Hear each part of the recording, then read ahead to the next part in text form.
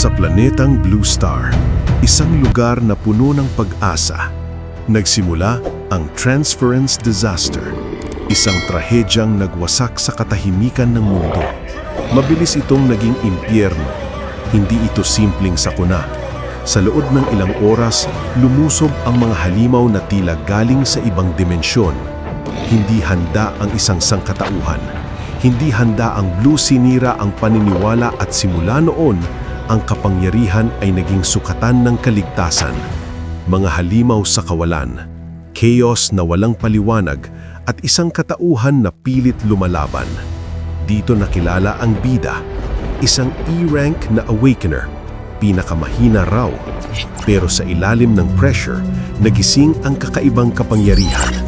Habang bumubulusok ang stats, 90, 99%, hanggang 100%. Unti-unting nagbabago ang lahat. Xu Jingming, ang SSS Plus Purple Thunder. Ang kanyang transformation, kumpleto na. Hindi lang basta lakas, ito'y Divine Lightning. Bumaba mula sa langit, winasak ang limitasyon. Isang immortal legend mula sa pagkabagsak. Sa kanyang kamay na kumikislap ng cosmic energy, ang laban ay magsisimula, mga Lods. Nagsisimula ang chapter, mga Lods. 3 minuto lang ang kailangan para ganap na maluso ng Magic City ang kanilang mga kalaban at makamit ang isa pang malinis at mapangwasak na tagumpay. Nagulat ang crowd sa kung gaano kabilis natapos ang laban, na ang mga manunood ay namangha na ang absurd na kapangyarihan ng Thunder Emperor ay sapat na upang buong-buo niyang buhati ng buong team mag-isa.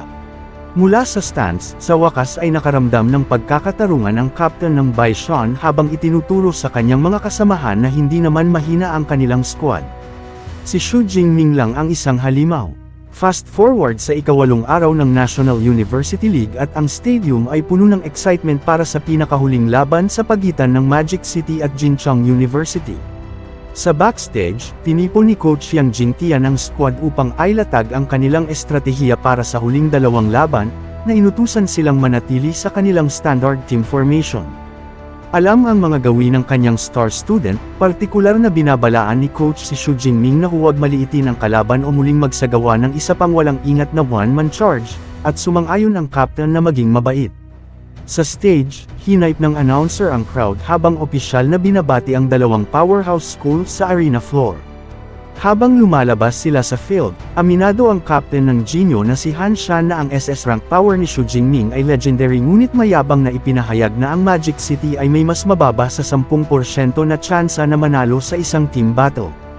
Walang pakundangan na sumagot si Xu Jingming na malalaman nila kung sino ang superior kapag nagsimula na ang laban, na nag-iwan kay Shen Dongling na nagtataka kung saan nakukuha ng rival captain na ito ang kanyang walang basehang confidence.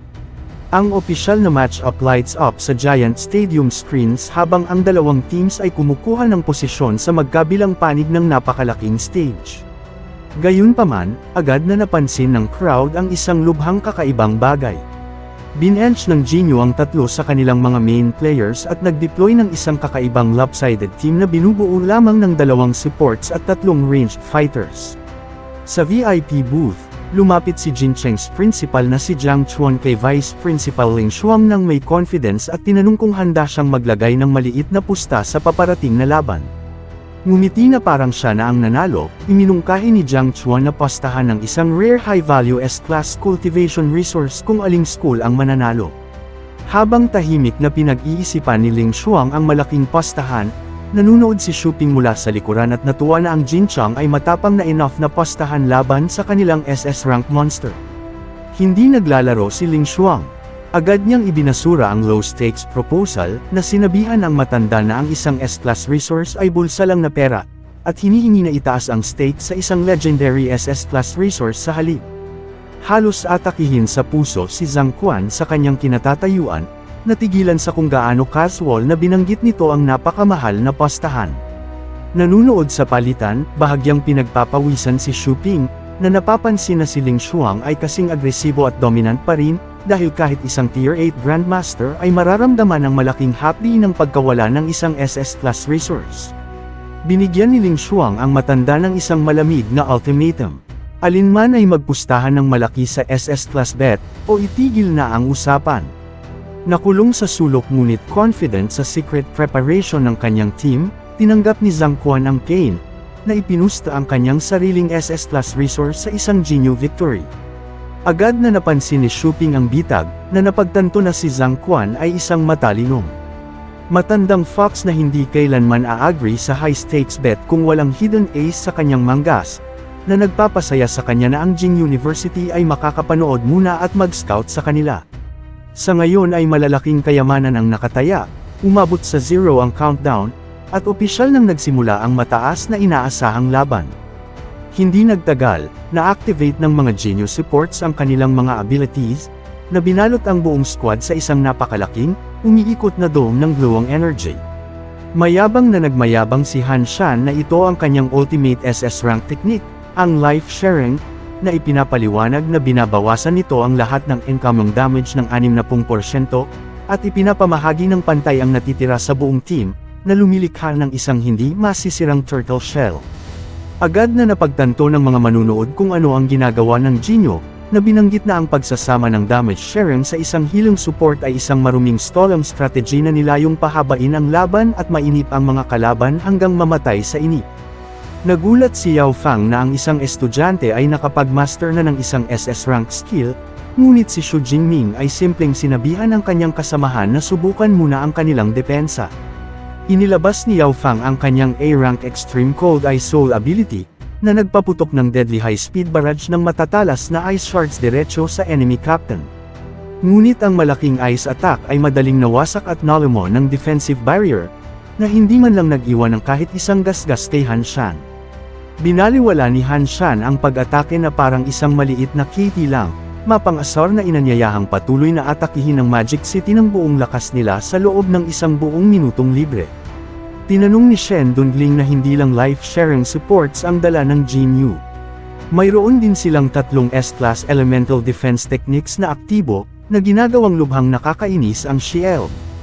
Nang mag-alok si Kung Shu na sumugod gamit ang kanyang Shield upang subukan ang kanilang limit, pinigilan siya ni Shen Dongling, na binabalaan na ang 3 hidden range types ng Jinyu ay pupunitin siya sa piraso bago pa man siya makalapit.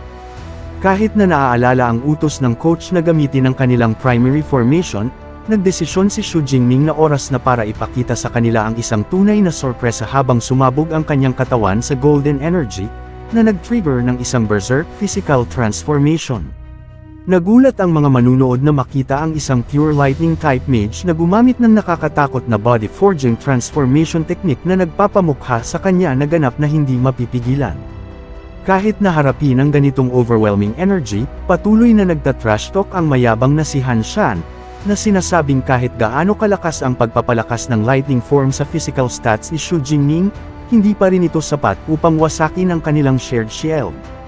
Tinawag ang kanyang kalaban na masyadong mayabang, walang pakundangan na tinanong ni Xu Jingming si Guan na bigyan siya ng kanyang best support buff.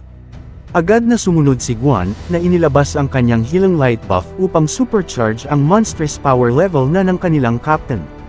Sa aktibong massive buff, itinuro ni Xu Jingming ang langit, na nagtipon ng isang dense sphere ng raw crackling golden lightning sa kanyang fingertip. Tinawag niya ang kanyang legendary Thunder God Finger, na nagpadala ng isang giant terrifying finger ng purong pagkawasak na umugang pababa patungo sa arena at nag-iwan sa buong Genius Squad na pinagpapawisan sa takot. Nakikita ang apocalyptic attack na bumababa, nagsimulang magpanik ang Genius Squad, ngunit desperadong inutusan ni Han Shan ang lahat na ibuhos ang bawat patak ng kanilang energy sa kanilang depensa. Inilagay ang kanilang buhay sa linya, itinaas ng buong team ang kanilang mga kamay upang punan ang shared shield habang ang colossal lightning finger ay direktang tumama sa kanilang. Sa isang huling pagtatangkang mabuhay sa malaking impact, sumigaw si Han Shan at na-activate ang kanyang ultimate defensive skill, ang Life Tide, upang subukang ma-absorb ang shockwave. Gayunpaman, ang sheer force ng SS rank attack ay masyadong malaki, na nag-trigger ng isang malaking blinding explosion na lumamon sa buong battlefield. Natigilan ang mga manunood, na sumisigaw na literal nilang nararamdaman ang aura ng isang Diyos na nagmumula sa iisang finger attack na iyon. Habang unti-unting nawawala ang usok, nakuha ng crowd ang kanilang sagot. Ang absolute unbreachable defense ng Jinyo ay nawasak sa piraso, na nag-iwan sa buong team nila na nakahiga sa sahig habang nakatayo ng matayog at ganap na hindi apektado si Shu Jingming. Kinumpirma ng announcer ang total squad wipe, na opisyal na ipinahayag ang Magic City Ability University bilang walang dod ang nagwagi sa laban. Sa VIP booth, ang principal ng Jin Cheng ay pawisan ng husto, traumatized sa pagkatalo at natatakot sa kung gaano absurd na lalakas si Shu Jingming kapag talagang umabot na siya sa Tier 4. Sinamantala ang perpektong sandali upang ipahiya, ngumiti si Ling Shuang at maganda na itinuro na ang Magic City University ay, muli, isang hakbang sa unahan ng kompetisyon. Walang natitirang dahilan, ang isang natalong si Jiang Quan ay yumuko ng may kahihiyan, na umamin sa pagkatalo at sumang-ayon na ibigay ang mahalagang SS-class cultivation resource na iyon. At napilitang ibigay ni Principal Jiang Quan ang kanyang naitayang premyo, na may mabigat na puso na iniabot ang legendary SS-class Red Flame Spirit Fruit.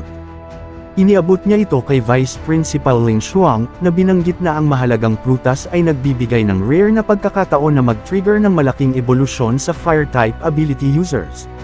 Nanunood sa transaksyon, pinagpapawisan ng tahimik si Zhu Ping, na napagtanto na umiiyak sa loob si Jin Cheng's principal.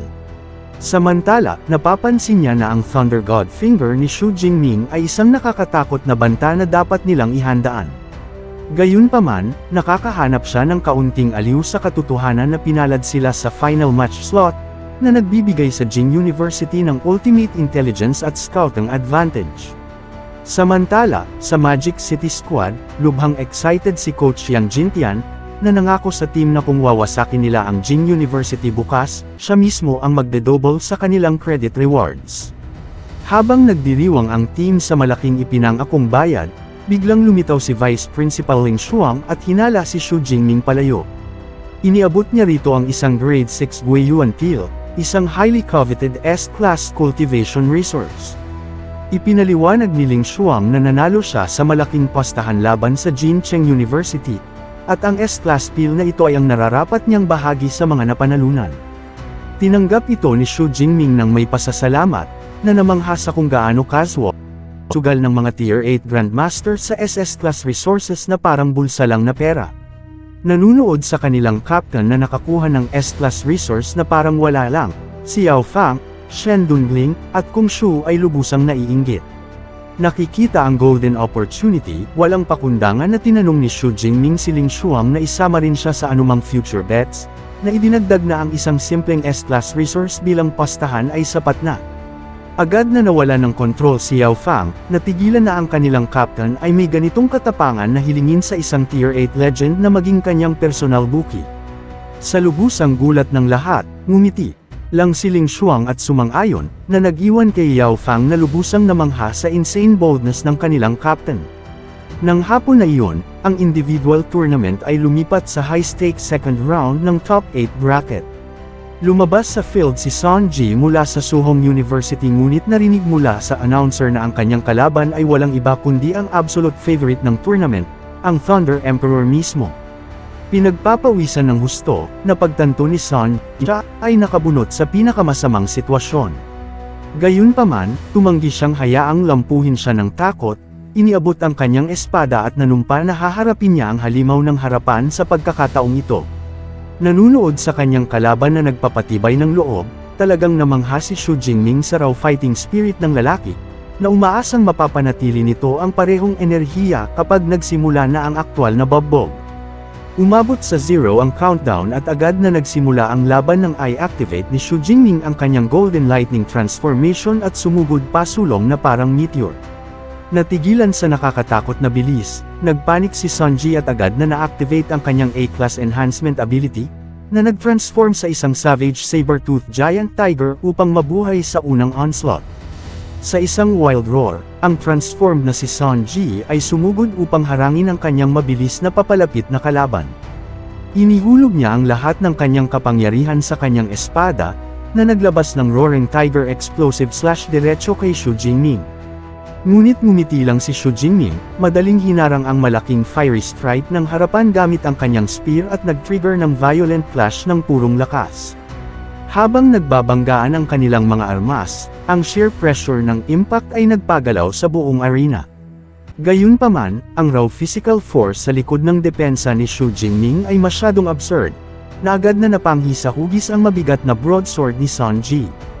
Sinamantala ang pagkakataon, naglabas si Xu Jingming ng brutal physical counter-strike na nagpadala sa Giant Tiger manalipad sa buong stadium, na marahas na tumama sa arena barrier. Ang sheer force ng impact ay nagpilit kay Sun Ji na bitawan ang kanyang saber-tooth transformation habang nag-shutdown ang kanyang katawan. Umuubo ng dugo, aminado siyang ang mga strikes ni Xu Jingming ay imposibleng harangin ng harapan, bagamat may mapait na pride siya na talagang nakahawak siya ng ground sa pagkakataong ito sa halip na tumakbo. Sa pagiging ganap na out of commission ni Sun Ji, opisyal na ipinahayag ng announcer si Xu Jingming bilang nagwagi, na nakakuha ng kanyang nararapat na pwesto sa Elite Top 8. Sa stands, nawala ng kontrol ang mga manunood sa isa pang flawless instant kill, lubusang natigilan na ang high-grade weapon ni Sun Ji ay literal na napanghi sa hugis sa isang saglit na banggaan. Walang sayang na oras, hinaype ng announcer ang crowd para sa third round, na tinawag si Yao Fang ng Magic City at ang powerhouse captain ng Jing University na si Wang Qi sa stage.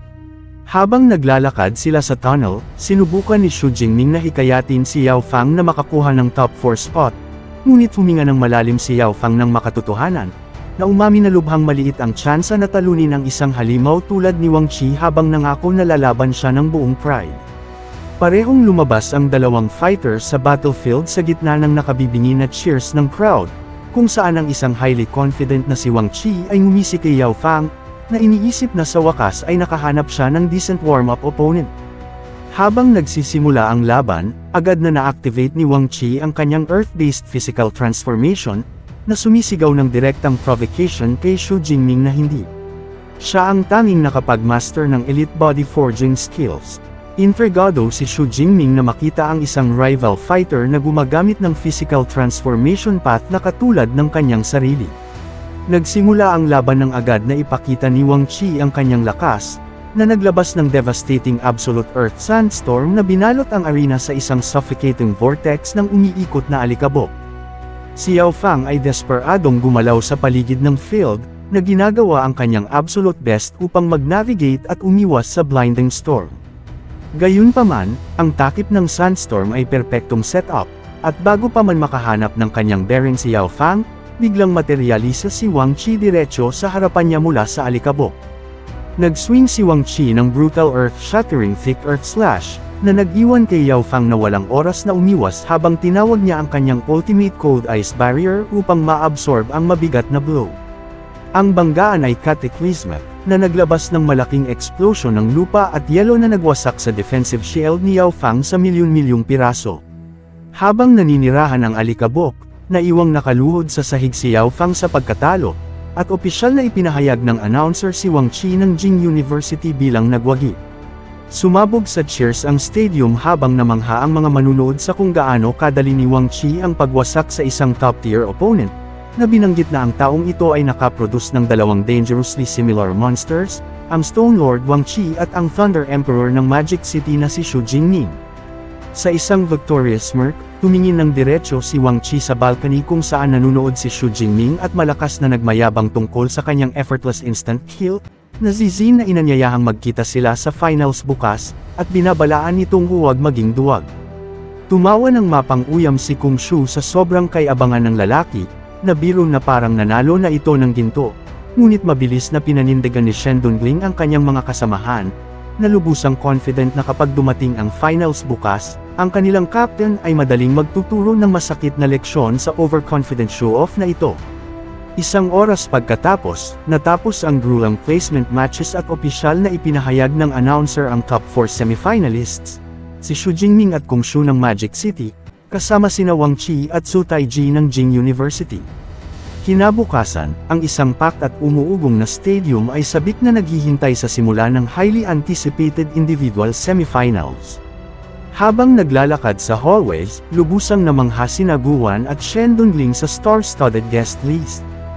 Napansin ni Guan na ang mga high-ranking government officials ay nakaupo na, habang itinuro ni Shen Dongling na kahit ang deputy commander ng Legendary Military Legion ay dumating, na nag-udyok sa kanilang pareho na sumang-ayon na ang caliber ng mga VIP ngayong taon ay lubusang walang katulad. Mapagmataas na hinala ni Shen Dongling na ang lahat ng mga legendary big shots ay dumating lamang upang personally makita ang SS rank power ng kanilang star captain bago napansin na isang tunay na napakalaking figure ang bagong pumasok sa VIP suites. Sinamahan ng elite security guards, isang highly influential at nakakaakit na babae ay dahan-daang pumasok, na agad na nakakuha ng atensyon ng mga high-profile guests. At dito na nagtatapos ang chapter na ito, mga lods. Huwag kalimutang mag-like, mag-comment, at mag-subscribe sa YouTube channel natin, pati na rin mag-follow sa Facebook page. Salamat sa panunood, see you sa next recap. Kung nagustuhan mo ang mga video na ito ka T-Recap, don't forget to leave a like and subscribe, at i-hit mo na rin ang notification bell para updated ka sa mga bago pa natin mga video. Salamat at maasim na araw!